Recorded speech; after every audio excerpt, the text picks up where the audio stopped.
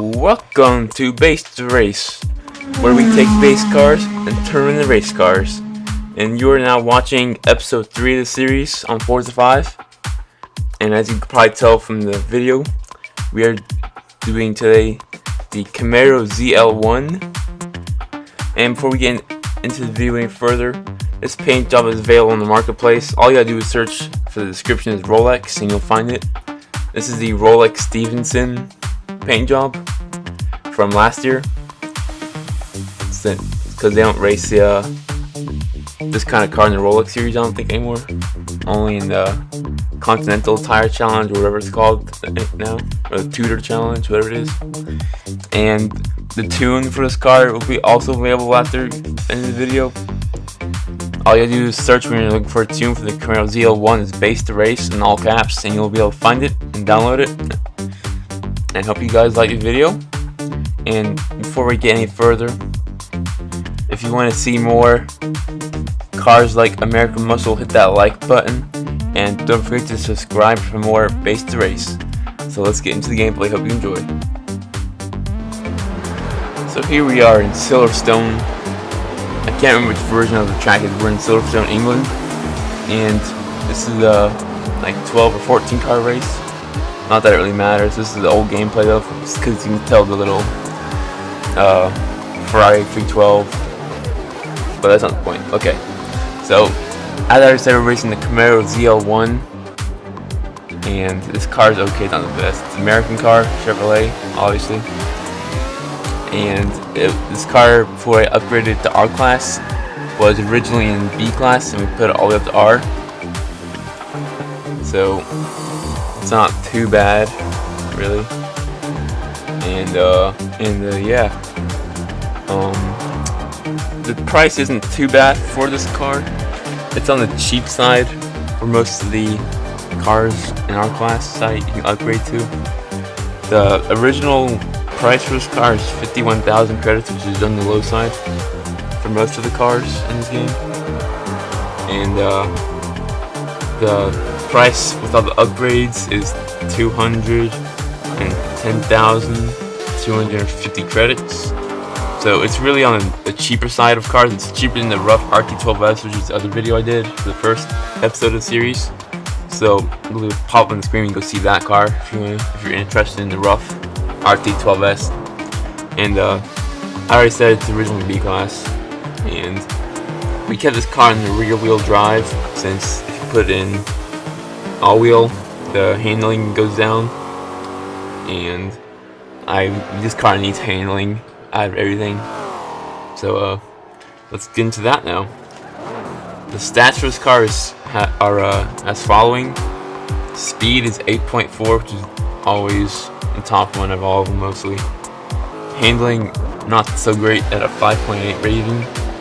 Acceleration and launch are always the highest out of most of them. Acceleration is 9 and launch is 8.7, and the next lowest stat is braking with 6.3. Now I couldn't find a way to get this car more braking or handling without like taking out the wings and stuff, because wings add more braking and handling. So I couldn't really find a way to add more handling and braking, so that's kind of a bad thing. But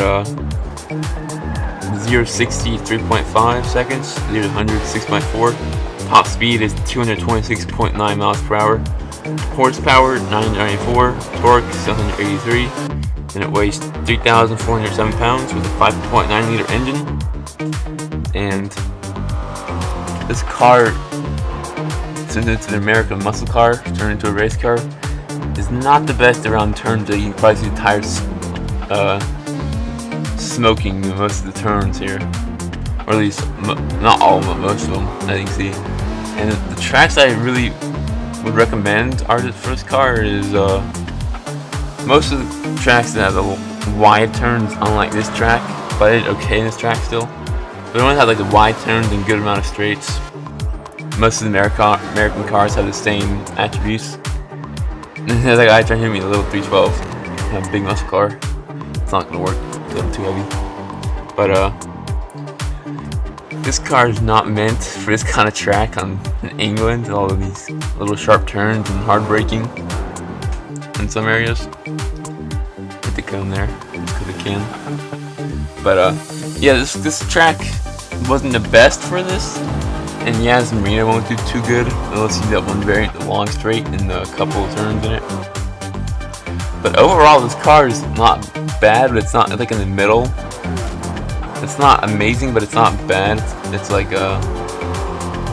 I could use more handling if I can find out a way to get it that way, which I don't know how to at this point since I already did everything for it. I could without messing with too much of the tune settings. And for some reason, I don't know why, but this felt kind of weird to drive in this car. It's not, the sound's not right. It's just not loud enough. It seems like it has a race exhaust on it. It's just too quiet. For some reason, you see that back part, it's crunched in a little. Even with the rear anti-roll bars or anything, even the race bumper. Never mind, it's a stock bumper, but either point. Even with the race wing on it, that back still crunches in for some reason every time I get hit. I don't understand. But there is the Stevenson ZL1 Camaro.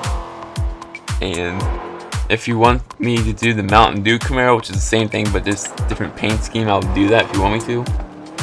So if you want to see the Mountain Dew Camaro, leave it in the comments if you want to see it.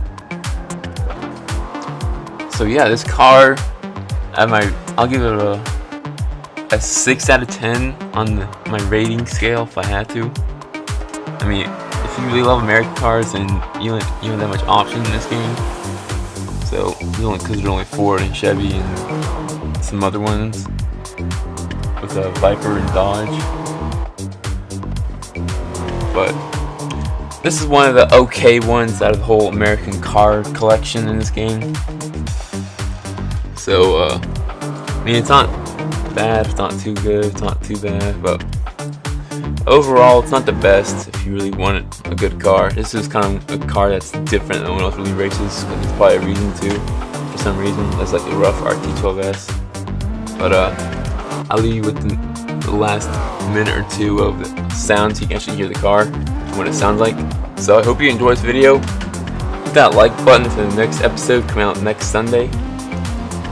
And subscribe to keep updated with Beta Race. Hope you enjoyed. Have a great day.